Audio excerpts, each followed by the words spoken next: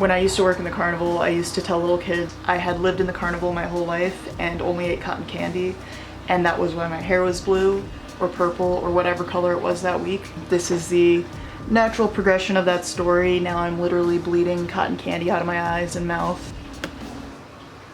Oh shit, that's a big beetle. Is that a beetle? That's a wasp? There's a bug in my room, and my cat is not killing it. Useless. Maybe I'm just the fairy that you didn't clap for.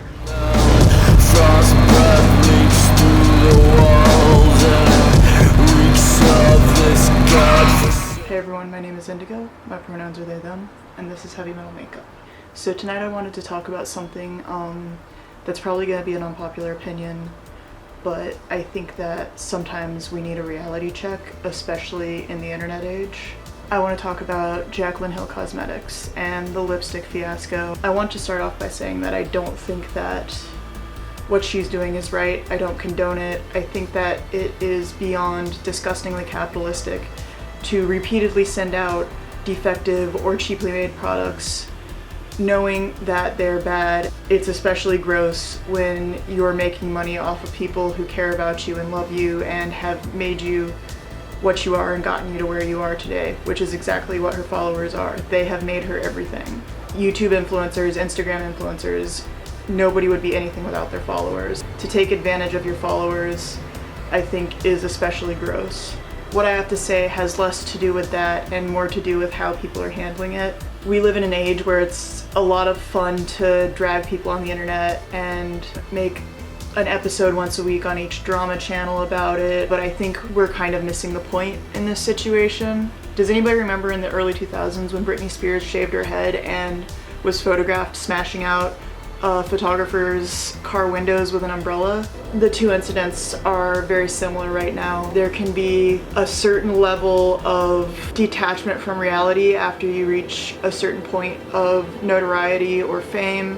I don't think Jaclyn Hill is anywhere near as famous as Britney Spears, but I do think in the YouTube beauty influencer world, they are similar.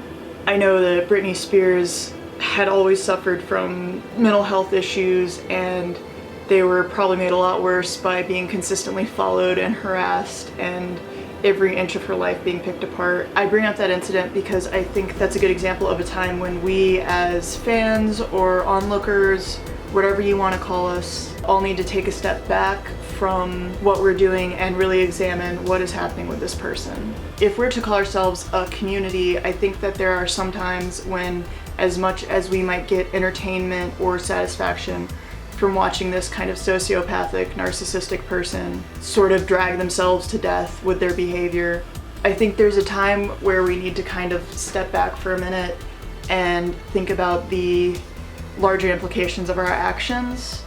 So the original definition of the word community involved supporting each other, helping each other. This is one of the oldest reasons that humanity has been social, is because you can't raise a child and grow one inside you for 9 months and then raise it for 18 years without help from other people.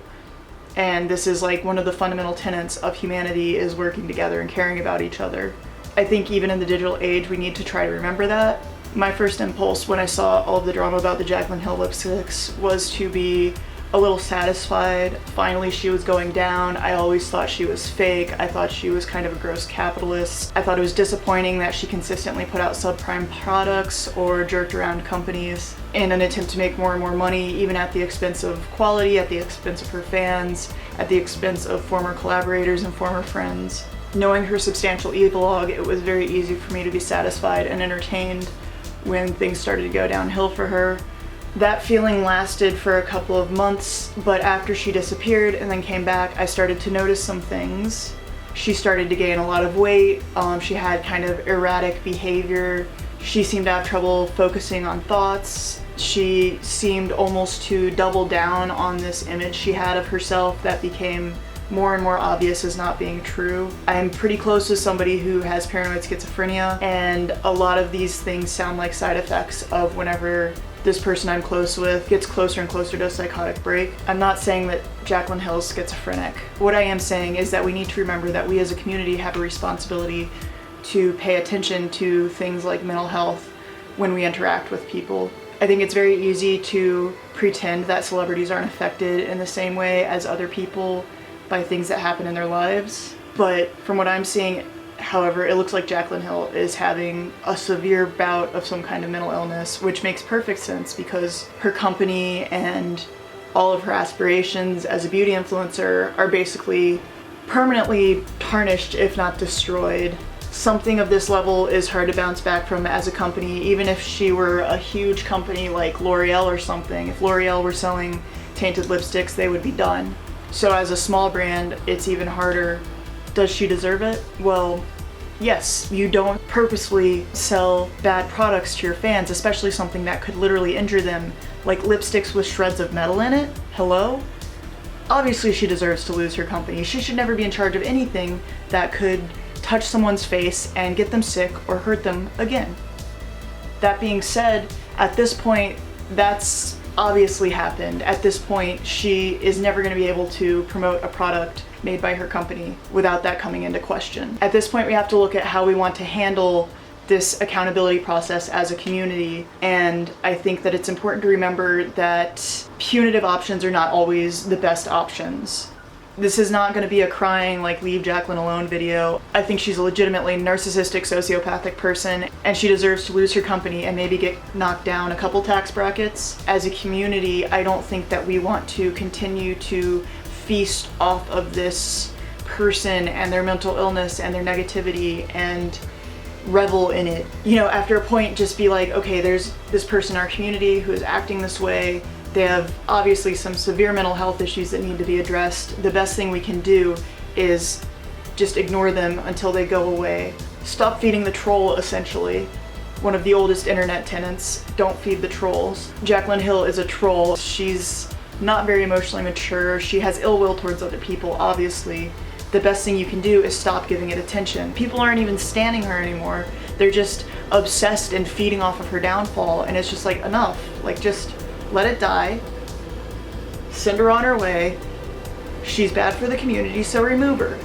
Maybe if she stops being fed all this attention, she will have to admit, as a narcissistic person, that if she can't even get the attention anymore, then something she did was wrong.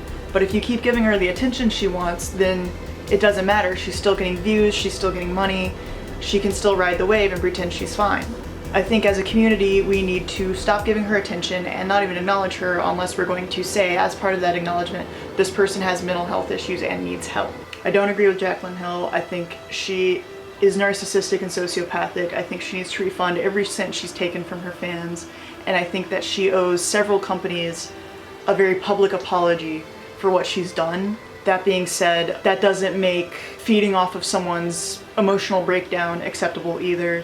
And we can't really complain about people doing bad things if we then perpetuate those bad things. So I think we have a responsibility as a community to just make sure that we aren't creating a bad environment for ourselves. I know it's a cliche and it's cheesy, but you need to be the change you want to see in the world. And if you don't like the way internet culture is and dragging culture is, then you need to start by changing it. Alright everybody, thank you for hanging out with me tonight. Thank you for listening. If you're curious about the makeup I'm wearing, this is a look I did with the Blue Blood palette and the Heavy Metal glitter eyeliner from Urban Decay. I also use a Fenty Mattemoisell lipstick. It's this nice periwinkle color. It is Ya Dig. And then I used my my Catshark highlighter from Black Moon Cosmetics, which is my favorite highlighter. As always, I will be posting links to the music I was playing and the makeup I'm wearing in the description box down below. I will also be posting more images of my looks on my Instagram, Heavy Metal Makeup 666. Go over and check that out. Thanks everybody for listening in. My name's Indigo. This is Heavy Metal Makeup.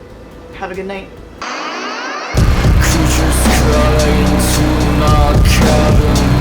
You said a prayer would keep me safe from them. Frost breath leaks through the walls and it reeks of this godforsaken planet left alone. Look at this dummy. I submit for the court, this dum-dum who ate my butter bronzer. I mean, really, Dracula.